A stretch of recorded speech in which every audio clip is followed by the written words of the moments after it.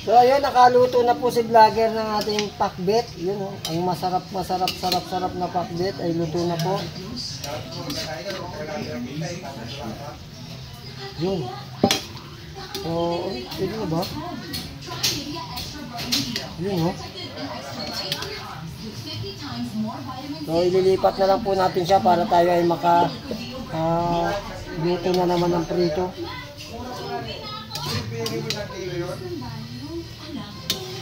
Kainan na.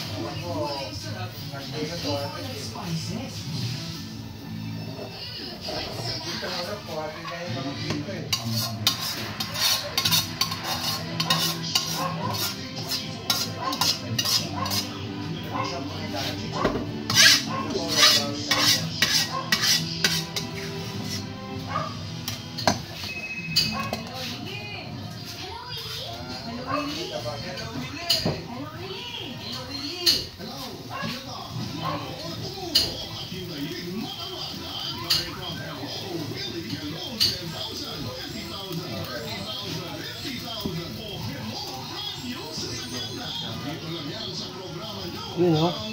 So ayan, magpiprito naman po tayo ng ating musba.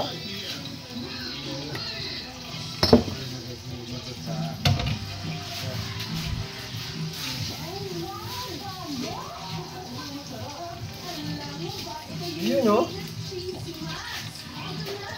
Siyempre kailangan muna natin painitin yung mantika para hindi siya dumikit. Kailangan init na init.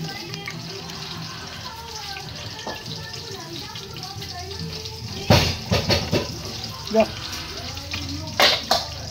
So, yung ating ipiprito ay ang ating bangus.